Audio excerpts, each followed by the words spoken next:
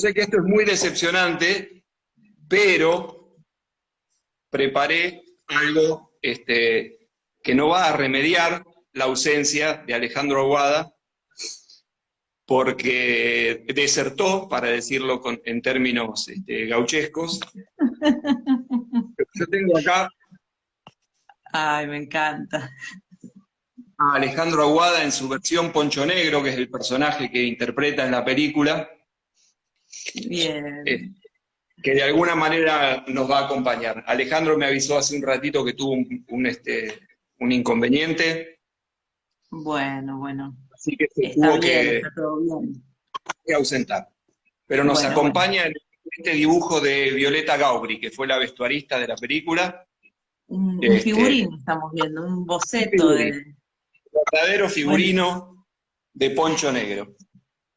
hermoso. Bueno, No, por ahí nos puede decir algo incluso el figurín. démosle Que, tiempo. que no logremos que hable. Bueno, no te preocupes, Gaspar. Sí, tenía una ilusión personal que bueno, ya habrá una oportunidad seguramente en un futuro, quien dice, eh, para poder Intentaremos, conversar con él. intentaremos estar a la altura y suplir esas Por supuesto, expectativas. por supuesto, no lo dudo. Bueno, si te parece, empecemos a charlar un poco nosotros. Eh, Por supuesto. Bueno, le contamos a quienes están ahora conectados que veo que hay algunas personas y seguramente estos vivos después quedan en nuestra librería de Instagram TV, de Quinoa TV. Y bueno, después tienen muchas vistas, así que le contamos al público presente y futuro que estamos conversando con Gaspar Scheuer, que es el director y guionista y algunas cosas más, ¿no? Porque hace varias cosas en la película de las películas El Desierto Negro y Samurai, que son las películas que están disponibles en Kino TV para que las puedan ver. Además, vos sos director de Delfín, que es tu película más reciente de 2019. Pero bueno, vamos a conversar un poco de estas dos primeras películas que eh, tienen un vínculo, ¿no? Hay un vínculo fuerte entre los dos proyectos donde se retrata esta pampa de una manera muy mágica, de maneras diferentes. Quería que me cuentes un poco, si querés empezar con tu motivación, ¿no? ¿Por qué hablar, por qué retratar la pampa y además de una manera tan particular, personalmente, qué te llevó a abordar estos proyectos?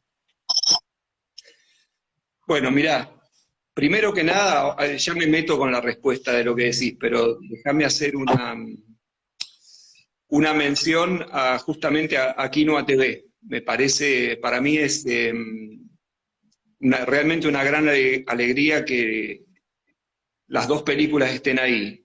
No podría imaginarme un mejor lugar que una plataforma, que un portal que se propone curar, elegir, seleccionar algunas películas de cine latinoamericano, dar un espacio a la difusión de esas películas, a que encuentren una casita a donde se las pueda visitar y acompañar eso con esta bitácora que fue a través de lo que nos estuvimos relacionando en estos días, con ese ida y vuelta para publicar la bitácora, es decir, un lugar donde los propios realizadores puedan, en mi caso, medio en retrospectiva, ¿no? Con un tiempo ya donde, sin ver las películas ni nada, traerlas a la memoria y ver qué sale, ¿no? El Desierto Negro es del 2006, Sí. o sea, estamos hablando de 15 años, Mm. y Samurai desde el 2012, así que estamos hablando casi de 10. Y bueno, a raíz de todo esto volví a verlas. No, Samurai no la volví a ver, la tenía un poco más fresca, El Desierto Negro sí, pero sobre todo volví a pensarlas, volví a recordar justamente eso que preguntabas vos, cuál era la intención al momento de filmar una película gauchesca, si se puede decir. Mm.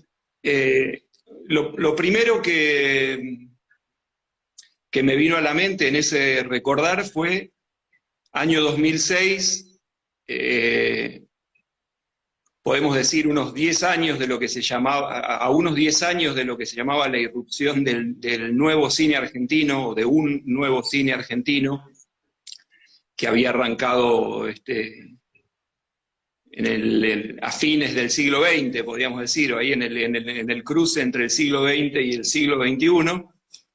Ya tenía, para el momento del Desierto Negro, ya tenía unos 10 años ese cine. Ese cine había sido un cine muy caracterizado por lo contemporáneo y por lo urbano, ¿no? Por la crudeza de la vida en la ciudad, por lo que quedaba en las ciudades después de 10 años de menemismo, o los años en los que sucedía el menemismo, digamos. Eso un poco había significado ese nuevo cine argentino, ¿no? Con aquellas primeras historias breves, Mundo Grúa, Hay La muchas Siena. personas participando y sugiriendo, ¿no? Dicen Pisa Birra Faso, ¿no? Como películas. No sé si tenés Totalmente, experiencia acá en esta modalidad, ¿no? De que la gente puede ir haciendo su comentario y bueno, veo que hay varias personas que están participando, buenísimo. Y claro, sí, un cine totalmente como enfocado en la vida y las dificultades y las características de las ciudades, ¿no? De los conglomerados urbanos. y en lo contemporáneo, era un cine que venía a renovar también, a decir, esta gente también puede actuar en una película, Mm. hablan diferente al cine, para ese entonces clásico, que podía ser de los 80, donde se hablaba de una determinada manera, se empezaban a fijar formas en el hablar que eran más del cine, a lo mejor entonces irrumpía como, si se puede decir, la realidad, ¿no? En la historia de un tipo que manejaba grúas y uno podía creer que ese tipo manejaba grúas, o gente que vivía en la calle, personajes que pululaban en la calle. En ese contexto, una película gauchesca era una rareza, ¿sí? En ese sentido fue salir de la ciudad, ir al campo y salir de la actualidad y la crudeza de la vida contemporánea en las grandes ciudades y toda esa efervescencia, ir a una película que pretendía retratar algo más o menos abstracto, pero que tenía que ver con lo gauchesco, ¿no? Entonces ahí aparece como un poco toda la tradición quizá más literaria, más de los libros y de la pampa en sí, que una tradición del cine, en mi caso.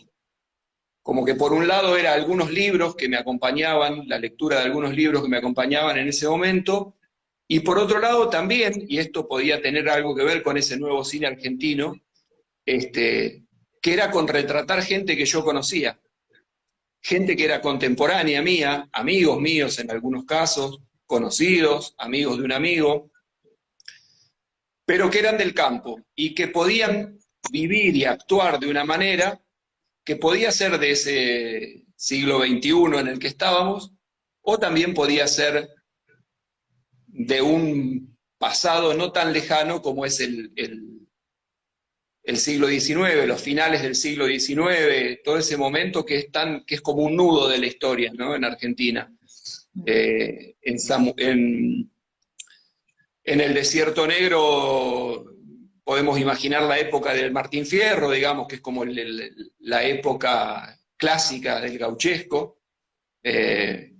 Las partidas de soldados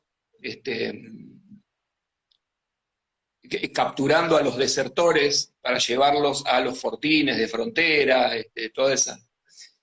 Y en Samurai más o menos lo mismo, ¿no? Bueno, después podemos hablar un poco de lo que yo contaba en la bitácora acerca de las diferencias y similitudes, entre otras. Pero nada, me parece lo primero al pensar el Desierto Negro es eso, ¿no? La idea esa de ir a filmar el campo, a ver cómo se podía hoy filmar el campo del siglo XIX, la Pampa, con las nuevas cámaras que en ese momento permitían iluminar una noche solamente con velas, por ejemplo, hacer un fogón y que esa sea la luz de la escena, retratar el humo, las cañas, cómo se filtra la luz en los cañaverales, cómo se dibujan las sombras de un sauce en el adobe de un rancho, y todo eso, bueno, en medio de una historia de un personaje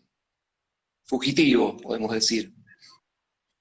Y eso, digamos, esto que decís el contexto, el tipo de cine, ¿no?, que se estaba haciendo en ese momento, ¿vos tenías en claro que te estaba yendo para otro lado? Digamos, ¿tenías en claro que era una, digamos, una jugada riesgosa, si se quiere, ¿no? Digo, para vos, para iniciar tu carrera, ¿no? Porque fue tu primer largometraje, digamos. ¿Tenías conciencia de que estabas realmente yendo por un camino nuevo, o simplemente era tu deseo y allá fuiste, digamos?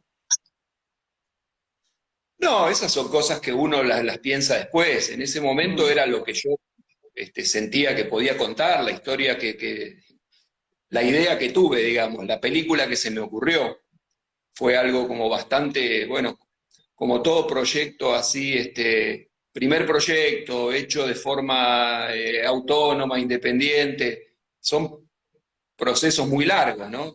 Estamos hablando de 2, 3 años para pensar que la película se puede poner en marcha, o por lo menos fue lo que me llevó a mí.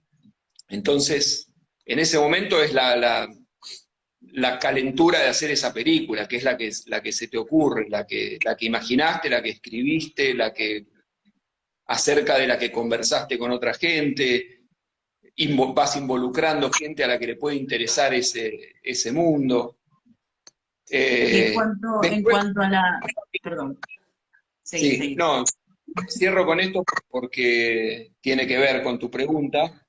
El catálogo del Bafisi, que es donde se estrena la película, encuentra como un título bastante publicitario para el momento, justamente que era la primer película de época del cine argentino, digamos, como que Wow. al cine argentino le había llegado también el momento de ir con la rueda 150 años hacia atrás, o un tiempo hacia atrás, y retratar eso. Después este, fueron apareciendo otras, pero en ese momento era, mira, eh, también se pueden volver a hablar de estas cosas, porque hay una tradición de cine gauchesco en el cine argentino, Mm. eh, Sí, que muy, viene muy, muy extensa, sí, sí.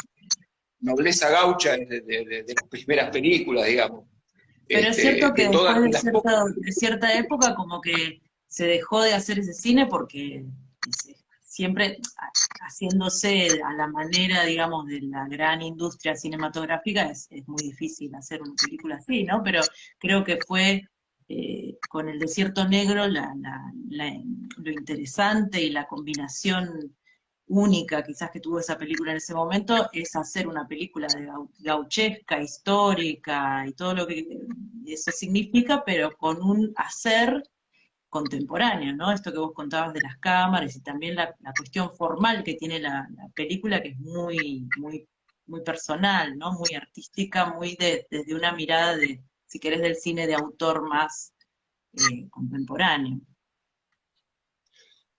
Sí, era difícil saber al momento de pensarla cómo iba a ser esa película, ¿no? Obviamente tenía mucho cuando se habla de cine experimental, bueno, por ahí el cine experimental es eso, no estar seguro, no seguir un plan súper exhaustivo en donde está recontra planificado desde el inicio cuál va a ser la película final.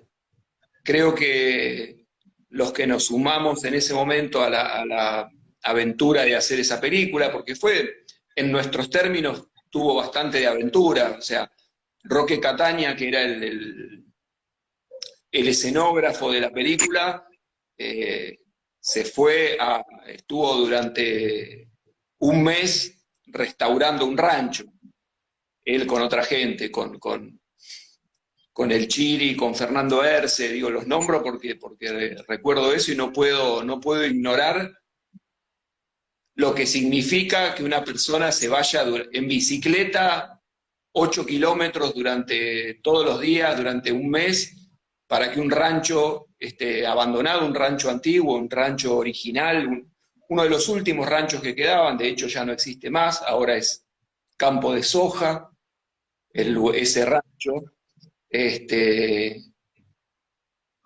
Y bueno, Jorge Crespo, que fue el director de fotografía y durante mucho tiempo antes hicimos experimentos con velas, viendo el ancho del pabilo para iluminar, llegamos a un diseño de vela que además podía estar en cuadro, digamos, que iluminaba de manera diegética desde adentro de la escena, con doble pabilo, digamos, para que la llama sea más grande y poder iluminar el interior del rancho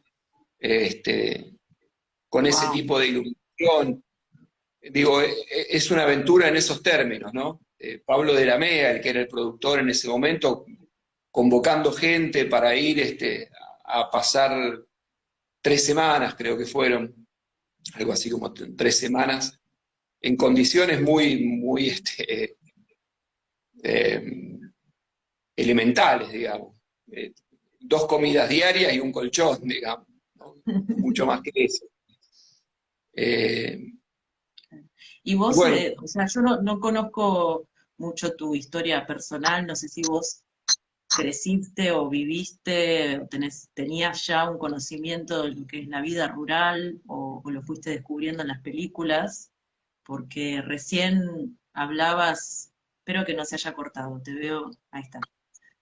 se ¿Me congeló. escuchabas? No, durante unos segundos no te escuché. Ok, Algo de... te, Ahora te te, escucho. te reitero. O sea, mi pregunta es, no sé si ya si vos tenías ya una experiencia con el mundo rural, si fue algo que fuiste conociendo por los proyectos, para los proyectos, porque recién hiciste una pequeña lista, digamos, de detalles, digamos, no sé, hablabas de la sombra de un junco y una serie de cosas, de observaciones muy precisas, y bueno, todo ese detalle que se ve en las películas, ¿es algo que vos ya conocías, lo investigaste? No, yo viví hasta los 18 años en Los Toldos, que es donde fui a filmar la película. Los Toldos es un pueblo, una ciudad, para no ofender a nadie. Eh, si es ciudad es muy pequeña, digamos, está en el límite. Yo pienso que es más un pueblo, ¿no? También debía ser más pequeña cuando vos vivías allí, ¿no? En ese Más o momento. menos, se va extendiendo, pero más o menos creo que la fisonomía de un pueblo de la provincia de Buenos Aires, cabecera de partido, pero un pueblo chico, donde uno se conoce con mucha gente y entonces donde sabe que a fulano se le puede pedir un facón, por ejemplo, trabajó una persona, Leo Maruti, que se dedica a hacer cuchillos, entonces alguien hizo un cuchillo para la película. El mismo rancho, alguien saber de quién es ese rancho perdido que está en el tal kilómetro de tal camino. Este, todo eso, todo eso era parte de la película, tanto o más que el guión literario, que podemos decir, todo lo imaginado. Hay un gaucho que camina así, asá, y que se escapa de tal cosa, por tal cosa que hizo. Digamos, todo eso es como el caldo literario, digamos, ¿no? Lo que pone la imaginación, lo que pone el trabajo de escritura, y después está todo lo otro que conforma el mundo más material. Bueno, ¿cómo vamos a filmar? Vamos a filmar en tal rancho, hay que conseguir ese rancho, hay que vestir a esos personajes, hay que conseguir caballos, por ejemplo. Todo ese mundo de la producción en un cine hiper artesanal y donde no hay una moneda de cambio para pagar esa contraprestación, no es que alquilo 8 caballos y tráemelos a tal hora, es como, bueno, necesitamos caballos para filmar una película. ¿Cómo se consiguen caballos? Bueno, todo es un poco el cine independiente, digamos, que se llamó en ese momento el cine independiente. ¿Qué quería decir el cine independiente?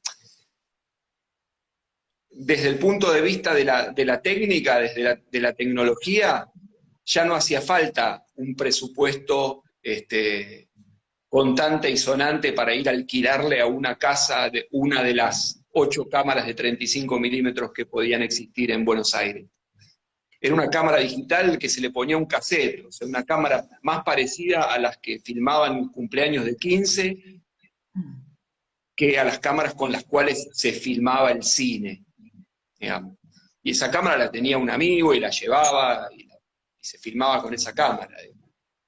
Entonces, había como dos fuerzas que iban, ¿no? Como en paralelo. Esa escritura de sentarme, imaginar, bueno, este personaje le pasa esto y aparece tal otro, o sea, todo ese, que ahí es donde digo, esa era como la parte de la raíz más literaria, porque no es que me inspiraba en otras películas de gauchos.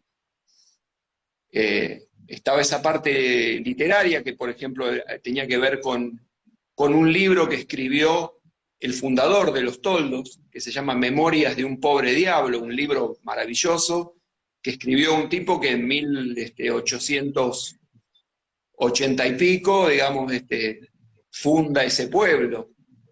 Y están esas memorias, era un libro, La excursión a los indios ranqueles, de Mansilla, esa era como la tierra que nutría de lo literario. Y después estaba toda esta cuestión de ir y filmar en las condiciones posibles. Y desde el punto de vista del cine, justamente, y acá puedo hacer como el puente a Samurai, la manera de filmar eso, por ahí tenía más que ver con las películas de Kurosawa, del cine de samuráis, más que con una tradición de cómo se había filmado el cine gauchesco o criollo. Sí, vos un poco en la bitácora hablás del Desierto Negro como de una narrativa más libre, ¿no? Una narrativa que se permite ciertas licencias, digamos, que en una estructura dramática más clásica no serían permitidas, ¿no? Como la doble muerte de un personaje, por ejemplo, ¿no? ¿Eso es algo que vos trabajaste en el guión, digamos, es algo buscado, o fueron un poco, cómo fue, digamos, el proceso de creación de esa manera de contar la historia de este personaje, este gaucho prófugo? Y ahí hay algo maravilloso que son las licencias que da la ignorancia o la inconsciencia, digamos, porque me acuerdo que de darle el guión a alguien que era un especialista en guión, o alguien que trabajaba de guionista, y que me dijo que el guión estaba mal porque no estaba claro cuáles eran los puntos de giro o alguna frase así. Y Suena terrible. yo no sabía ni siquiera sabía que eran los puntos de giro en ese momento. Entonces, claramente había como algo de desconocimiento en mi hacer un guión, sin haber estudiado teoría del guión. Y bueno, que dio por resultado eso con sus más y sus menos, ¿no? Por eso digo, hay como una inconsciencia en una primera experiencia. Decidí hacer algo que nunca hice, escribir un guión y dirigirlo.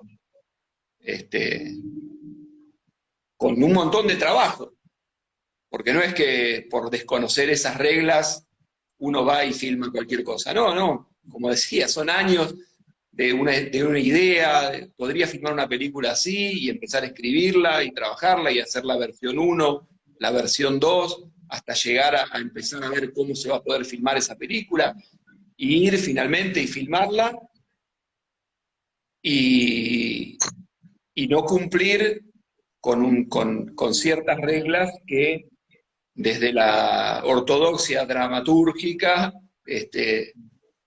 se analizan, se trabajan, se pulen y dan por resultado películas mejor estructuradas desde el clasicismo,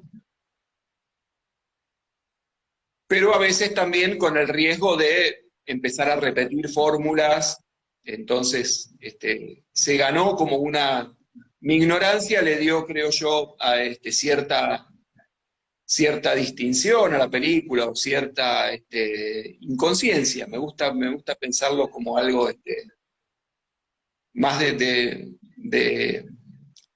la falta de un estudio ortodoxo, de ir y hacer con una idea propia y que creo que tiene sus logros la película, aún incumpliendo todas esas No, quizás carencias estructurales. gracias a, no quiero decir que la película sea perfecta, no existe la película perfecta, también Sí, es sí. difícil decir, bueno, cuál hubiese sido la fórmula, ¿no? Perfecta, o cuál hubiese sido la característica que hubiese hecho de esta película algo perfecto. Es un poco una cosa que no tiene sentido, ¿no?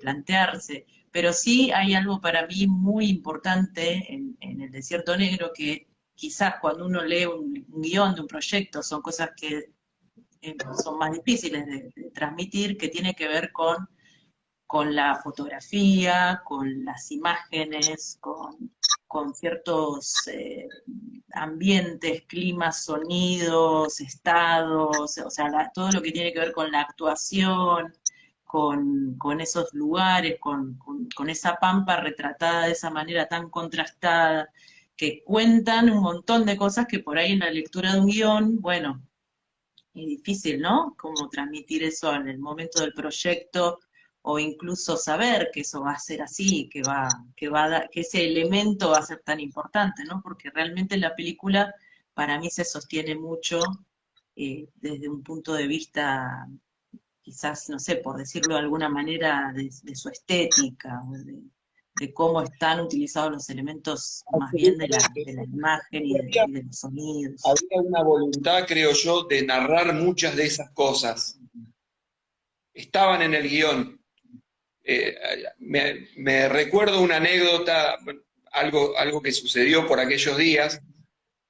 Estaba buscando un asistente de dirección para la película y en un momento se suma, como mucha gente que se sumó y después no pudo, no quiso ir a la película, pero en un momento había como una asistente de dirección que demostró un interés en sumarse al proyecto, ¿no? Entonces tenemos un primer encuentro donde ella había leído un guión, una versión del guión, y me dice, estaba como incómoda con ciertas cosas que había en el guión, ¿no? Como, bueno, no están claros los puntos de giro. Bueno, a ella le preocupaba que, por ejemplo, una línea del guión decía, en el momento en que Irusta muere por primera vez en la laguna y se va describiendo en qué posición está el sol y los las totoras de la laguna y la espuma sobre el agua, todo eso se va describiendo, y suena el disparo del soldado que lo mata, y había una línea del guión que decía, una bandada de patos levanta vuelo ante la inminencia de la noche o por el estruendo del disparo, una cosa así. Entonces el asistente de dirección dice, esto, por ejemplo, ¿cómo vamos a prever que el día que vamos a ir a filmar, que vamos a tener patos esperando? O sea, ¿cómo? Había algo que a un modo de cine más industrial le hace ruido, porque la industria, para poner en marcha semejante maquinaria, como decir, y hacer una película, necesita por ahí trabajar con cosas más controlables, ¿no? Pero como mi experiencia como técnico de cine venía más por el lado del documental que de la ficción, y ahí es donde entra como otra parte también que desemboca en esa película final. Digo, yo me formé más que nada como sonidista de documentales, y fui mucho a rodajes. Entonces el combo era bastante exótico, se puede decir. Por un lado, literatura gauchesca, literatura del siglo XIX. Por otro lado, mis amigos de los toldos que se venían dejando la barba hace un año para poder participar. Amigos o personajes que yo quería filmar y a los que les había dicho, vamos a hacer una película, así asá, vos podés hacer esto. Y por otro lado, el artificio completo, imaginar cómo retratar la Pampa del siglo XIX en un Los Toldos completamente comido por la soja, donde era imposible apuntar para ningún lado sin ver campos de soja. Estamos hablando del año 2006, 2 años antes de la crisis del campo, digamos, donde la discusión por la soja quebró al país y todo el quilombo que ya sabemos. Bueno, ese era el escenario en donde ir a retratar aquella infinidad de la Pampa de la que hablaba Sarmiento, que la comparaba con los desiertos de África, y bueno, cómo filmar eso. Y ahí estaba el documental que iba a filmar esas cosas, ¿sí? Y que sabía que si íbamos a una laguna, iba a haber patos, y podíamos filmar esos patos, esa bandada de patos que iban y después el montaje lo iba a poner en el momento correcto, digamos. Había como mucho de eso, como ir hacia la ficción total y al artificio de recrear la Pampa del siglo XIX con una cámara digital barata y al alcance de cualquier estudiante, mediante el blanco y negro, ¿no? Que también ahí entra como el otro elemento que termina de configurar ese mundo. Por ejemplo, yo veo la película y me acuerdo de que el sombrero que tenía un personaje era rojo, y el poncho era verde, y la carreta era azul con violeta. O sea, se hizo desde el principio se sabía que iba a ser una película en blanco y negro. Se trabajó. Claro, era imposible filmar esa película. En color. Era imposible filmarla en color. Y hablemos de Samurai. Por eso cambia todo. Samurai en ese aspecto, claro, ya es otro mundo completamente diferente. Ahí entra Tarea Fina, digamos. Yo estoy haciendo este Instagram a través de Tarea Fina, que es la productora de Juan Pablo Miller, que es un amigo y además es un gran productor y alguien que creo que Samurai es la primera película que Tarea Fina hizo llevó adelante Tarea Fina. Ya había participado en otras películas como productor asociado o coproductor, pero Tarea Fina fue como la primera película que produjo por su cuenta. Por ahí estoy equivocando, pero creo que fue así. Porque bueno, ya filmar en color y conseguir elementos para recrear vestuarios japoneses, digamos, ya era como una vuelta de tuerca que me parece que no era más arriba de dificultad, ¿no? Y qué, o sea, cómo, no sé, a mí me parece una película estupenda realmente, Samurai, o sea, la historia, la idea me parece extraordinaria y además está hecha increíble, es muy bella, están muy bien las actuaciones, la fotografía es una locura, es muy, muy, muy hermosa. ¿Cómo surge, no? ¿Cómo encontraste esta casualidad, o no sé cómo decirlo, esta relación entre dos momentos históricos que de alguna manera se encuentran y hacer ese cruce, ¿no? ¿Cómo fue el hallazgo de esa idea? Bueno, un poco se cayó de maduro, se podría decir, ¿no? Con esto que te decía que el elemento cinematográfico desde el cual pensé El Desierto Negro, por ahí tenía más que ver con Los Siete Samuráis, con Yojimbo, con esas películas de Kurosawa, ese cine de samuráis, y, y de golpe esos dos mundos alumbraron una película posible. ¿Qué pasaría si, por qué no podría haber llegado en ese momento una familia de japoneses a esa proto-Argentina, a esa Argentina que era un brotecito de la tierra, digamos, en ese momento, ¿no? Todavía somos un brotecito de la tierra. Y bueno, y agarró bastante fuerza, y en ese momento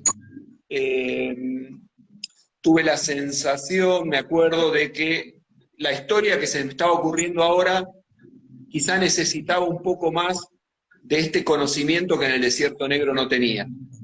Para contar esa historia que se me estaba ocurriendo, esa idea, que era eso, una idea, el proceso de convertir esa idea en una película, tenía que contar con alguien que entienda un poco más esto de cómo desarrollar esa historia, ¿no? Y ahí lo conozco a Fernando Regueira, justo en ese momento, que fue el co-guionista de la película, y fue determinante, digamos, sobre todo porque es encontrar a alguien a quien le interese contar esa película también, ¿no? Y trabajar esto que implica el cine, que es, nos vamos a encontrar una vez por semana o cada X tiempo, durante mucho tiempo, y vamos a hablar de algo que no existe, que es un guión que después filmaremos. Y no hay plata de por medio, no es alguien contratado, no es te voy a pagar por esto. Vamos a hacer esta película, la vamos a escribir y yo después la voy a filmar, digamos. Eso era toda la contraprestación que yo le podía dar a él como guionista, es que esa película que íbamos a trabajar se iba a filmar. Y bueno, yo en ese momento me fui a vivir a San Luis, que era donde se iba a filmar la película, así que fueron 2 años. ¿Por la película o fuiste por Yo creo que en ese momento también ahí vuelve la inconsciencia, los beneficios de la inconsciencia, ¿no? Porque yo creo que en ningún momento yo dije me voy a hacer esta película, me voy porque me voy a hacer esta película. Pero lo cierto es que me fui, trabajé para hacer la película, escribí la película, busqué cada lugar de la película, conocí la gente para hacer la película, filmé la película y me volví. A lo largo de unos 3 años. Entonces, viéndolo hoy desde el vivo de Instagram para hablar de Samurai, es casi poético pensar que sí. Así que, bueno, ahí entró entonces una narrativa un poco más más clásica o más tradicional, sí, ¿no? Es muy sutil la historia, ¿no? Es muy sutil, como que al principio pareciera ser una aventura, ¿no? Con un objetivo claro, pero después el camino es otro y es muy sutil lo que sucede y muy hermoso entre los dos personajes principales. Y a mí me parece como, o sea, como, bueno, me da mucha curiosidad cómo fue el cruce, ¿no? Entre el mundo, digamos, literario o cinematográfico de los samuráis y el mundo de los gauchos, ¿no? Que el gaucho es un poco un antihéroe, no sé, no sé, por ahí me equivoque, ¿no? Pero el personaje del gaucho en sí, Martín Fierro, o no sé, los gauchos que imaginamos, Don Segundo Sombra, en la literatura, son siempre personajes con un claroscuro muy, muy, muy fuerte, ¿no? A diferencia de la idea del samurái, que bueno, vos corregime porque vos sos un especialista o una persona que sabe mucho del tema, pero hay algo como muy muy de la disciplina, de cierta idea de perfección, de la conducta, desde todo punto de vista, incluso desde su atuendo, ¿no? De cómo se ve, cómo se presenta un samurái, ¿no? Digo, ese contraste, esa conjunción de universos, fue difícil encontrar ese equilibrio, jugaron con esas características. Yo creo que desde el punto de vista ético no se nos podría, no se nos podrían imaginar dos figuras más opuestas. Pero, y por eso la película tiene como un sustrato histórico, digamos, están muy unidas, creo yo, en que en ese momento en que transcurre la película, son dos figuras de un pasado que no va más. La civilización, el progreso del ser humano en la Tierra le está diciendo a dos modos de vida, a dos oficios, o a dos maneras de estar en el mundo, o a dos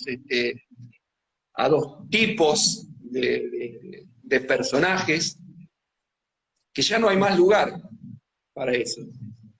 Que ya no hay más lugar para el samurái, para ese servidor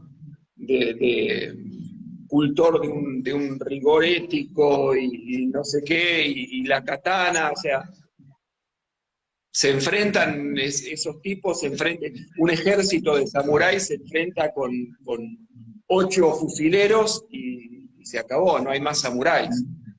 Y con el gaucho lo mismo, con ese gaucho que había hecho de la destreza para andar a caballo y la habilidad para manejar el facón, y la vida a la intemperie, por un campo donde cuando tengo hambre mato una vaca, y después sigo atravesando las grandes distancias sin más, sin ningún patrón, sin ningún... sin ningún instrumento, digamos, solo guiándome por las estrellas y el alambrado, el comercio, las fábricas con su necesidad de mano de obra, las potencias coloniales diciendo vamos a entrar en estos mercados, vamos a llevar una nueva manera de organizarnos globalmente. En Japón definitivamente hacía 200 años, más de 200 años que Japón no comerciaba con el mundo, solamente en algunos puertos, algunos productos, pero prácticamente no entraban ni salían extranjeros a Japón, y Japón no compraba nada, hasta que en un momento Estados Unidos y Inglaterra, que venían como Holanda, que venían como buscando de qué manera incorporar ese mercado fabuloso, que todo lo que podía significar esa isla con esa cultura tan increíble, ¿no? No hay que olvidarse que son un grupito de islas ahí perdidas y ahí florece una cosa impresionante. Hasta que finalmente los buques de la Armada estadounidense, con una tecnología 1000 veces superior a la que podían tener los samuráis con sus armaduras y sus katanas maravillosas, hechas por los mejores tipos que sabían trabajar el acero, le dice, tenemos 8 acorazados ahí, y si no abrís, mañana a las 5 de la tarde empezamos a bombardear y se acabó tu ciudad. Esa prepotencia con la que los nuevos tiempos de alguna manera estaban cambiando el mapa de las relaciones internacionales, y bueno, en Argentina pasaba más o menos lo mismo. Entonces ese gaucho y ese samurái estaban despidiéndose, eran como dos figuras que estaban despidiéndose. A partir de esa coincidencia, la película era como era la relación entre esos dos, Que que se cabalgaban encuentran un juntos, poco en se esa, en encontraban. ese, claro, claro, se encuentran en ese mismo sentimiento, si se quiere, ¿no? Pero al mismo tiempo, bueno, las edades de cada personaje les proponen un rol diferente, ¿no? En la relación. Pero bueno, es una película hermosa que invitamos a todos, a todas, eh, quienes están ahora oyendo este vivo a ver la película. Está disponible en Quinoa TV. eh, También está disponible El Desierto Negro, que es la primera película de Gaspar. Y bueno, podríamos seguir conversando sobre tus películas un montón más, pero bueno, ya estamos llegando a los 50 minutos y Más, bueno, más. tampoco queremos extendernos tanto ni robarte tanto tiempo. No sé si querés decir algo más. Poncho Negro. Yo quería preguntarle tantas cosas a Poncho Negro. Bueno, le mandamos un saludo a Alejandro que no pudo estar, ya habrá una próxima vez. Y bueno, ¿qué va a hacer? Déjame, déjame contar una última cosita muy cortita con respecto a esto. Alejandro iba a ser el protagonista del Desierto Negro. Nos habíamos ¿En reunido, habíamos serio? conversado para que Alejandro sea el protagonista del Desierto Negro. Este, y bueno, no pudo ser, y fue unos años después fue Poncho Negro. Qué bien, bueno, lo tenías en la mira. Sí, nos conocimos y charlamos a los dos nos gusta la historia argentina y entonces creo que desde ese punto de vista ese universo también le interesaba a él, también le interesaba. Pero en El Desierto Negro, bueno, yo fui hablando con él, lo había conocido filmando otra película, le conté de esta película, se enganchó como para hacerla, fuimos, bueno, vamos a filmar en tal momento, planeando con anticipación, y un día, domingo a la mañana, un sábado, una madrugada de sábado, digamos, volviendo a mi casa, paso por un kiosco de revistas y había una revista, creo que la revista Viva de Clarín, y decía Alejandro Aguada, el actor del momento, está haciendo teatro con no sé qué, y televisión con no sé qué, y cine con no sé qué, y yo dije, esto es muy raro que y bueno, efectivamente no pudo ser de la partida, digamos, del Desierto Negro. Unos años después pudo ser Poncho Negro en Samurai. Bueno, así tenía que ser. También, la verdad que El Desierto Negro, el trabajo del actor Angelelli, ¿no? Si no me equivoco su apellido. Increíble, Es, increíble. es excepcional. Así que, bueno, tenía que ser así. Tenía que ser así. Eh, bueno, Y Gaspar, te quiero también agradecemos. mencionar a Mónica Lairana también, que para mí es muy importante en El Desierto Negro. El trabajo de Mónica, Mónica, Mónica es una persona que yo conozco personalmente, tuve la suerte de acompañarla en un tramo de la preproducción de La Cama, y además de ser una actriz increíble, es una persona maravillosa, así que gracias por mencionarla, y realmente yo, ella todo lo que hace lo hace muy bien. totalmente. Yo la invité para el vivo y estaba volviendo hoy de Jujuy, así que se excusó, pero no me imagino El Desierto Negro hoy sin el trabajo de Mónica Sí, también. ella.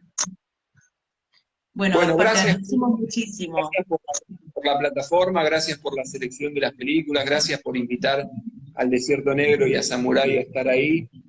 Como dije al principio, es el mejor lugar donde pueden estar. Bueno, muchísimas gracias y hasta la próxima.